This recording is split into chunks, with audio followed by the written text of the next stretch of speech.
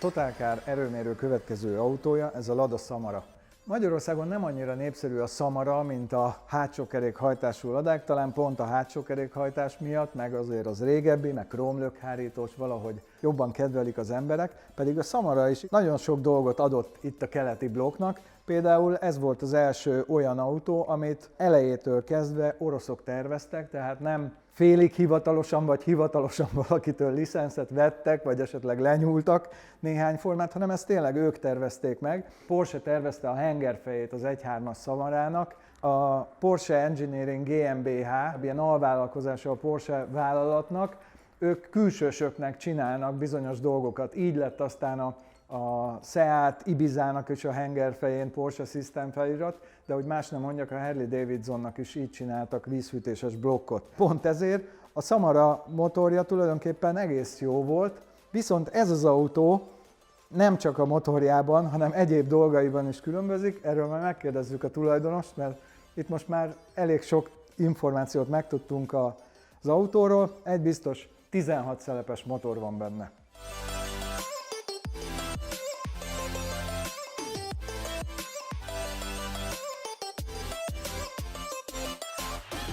Régi álmom volt, mert az oroszoknál láttam mindig, hogy csak úgy pakolgatják a 16 szelepes motorokat ugye Samarába, és utána jártam, hogy végülis ez nem is nagy kaland, mert a Samara blokkra épült minden. Adódott egy alkalom, mikor tudtam venni egy 16 szelepes hengerfejet, dugattyút, mindent bele, és átalakítottuk.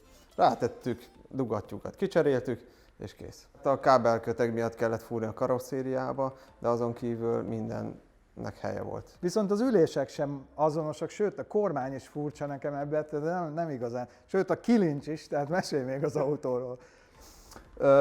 Azért szeretem még ezt az autót, mert az oroszok, tehát mint egy számítógép, van egy alap, de ahhoz rengetegféle kiegészítőt tudsz venni, és passzol, és jó. Amit lehet, jobbra kicserélek. Az ülések az egy Volvo S60-ból vannak, hosszú távon rettentően kényelmes mind, illetve ezen kívül a kormány az gyári Samara, csak a Baltikból.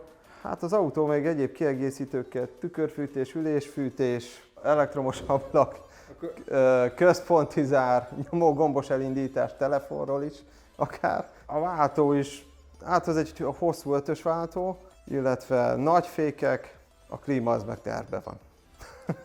Tervben van? Igen. Volt klímás Samara, vagy? Igen. Gyárilag ezt a 16 szelepes motort is, tehát ahogy kint ment, van hozzá gyári klíma is. Könnyen szerelhető, egy táskába belefér az, hogy én most kiveszem a motort ott, ahol vagyok. Az első motorcserém meg egy kollégium előtt a főtéren volt, mert muszáj volt a szakdolgozatra beérnem. Úgyhogy 4 napom volt rá, és megcsináltam. Tehát könnyen szerelhető. Akkor mondhatjuk, hogy elég jól ismered már ezt az autót, hogy minden csavarját nagyjából. Igen. És mire számítasz a teljesítményre? És én előre mondom, én nem fogok tippelni, nem is ismerem ezt a hengerfejet, nem is tudom, mennyi volt a gyári adata.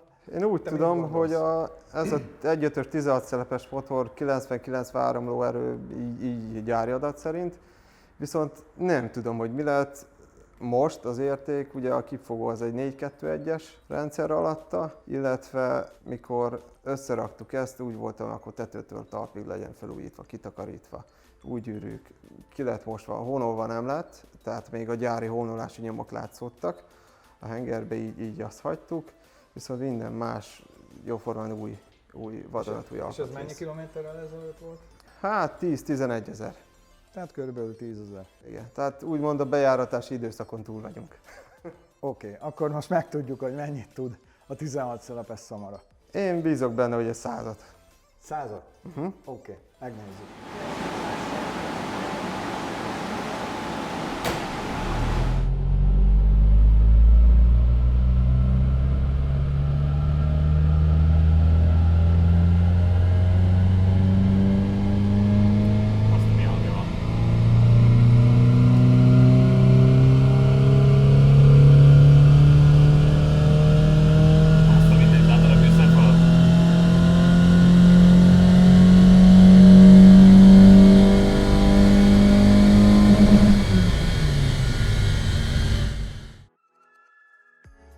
A Car Vertical legújabb mintajelentése egy 2106-os Ladáé, melyet mindvégig Litvániában használtak.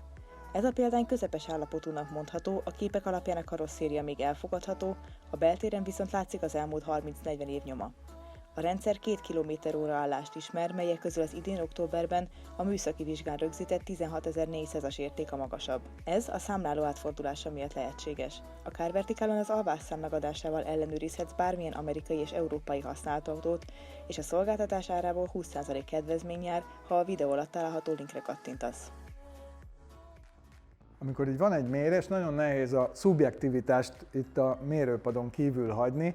Mindig vannak autók, aminek jobban drukkolunk, meg na most ez a Samara egy olyan volt, amire mindannyian nagyon drukkoltunk, hogy jó legyen, mert láttuk, hogy a tulajdonos is nagyon szereti, megcsinálta, sok energiát investált bele, hogy jó legyen, drukkoltunk, hogy jó legyen, és meg is lett az eredmény. 97 lóerő, kerekítés szabályaival, 5635-ös fordulaton.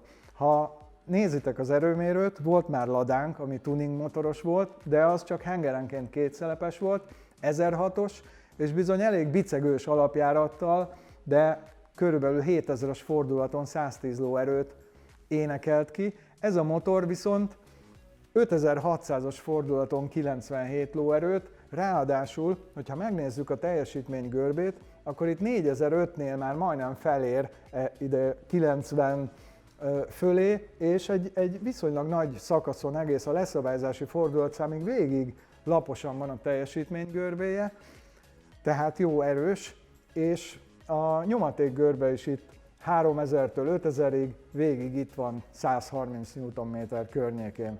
Valószínűleg egy jól vezethető autó, mert tömege nem olyan túl nagy. Mit mond a tulajdonos?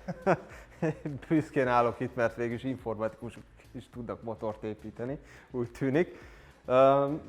Meglepődtem, mert végülis a gyári mérés, vagy tehát a gyári adatok szerint 92-94, illetve nyomatékban is ugye több, mert azt, hogy 128-ra írják. Örülök neki, végül is azt éreztem is ezt a változást, ugye a 8 szelepeshez képest is, mert hogy igazi autópályás autó lett, olyan belsősávos. Akár informatikus vagy, akár nem, én gratulálok, és köszönjük szépen!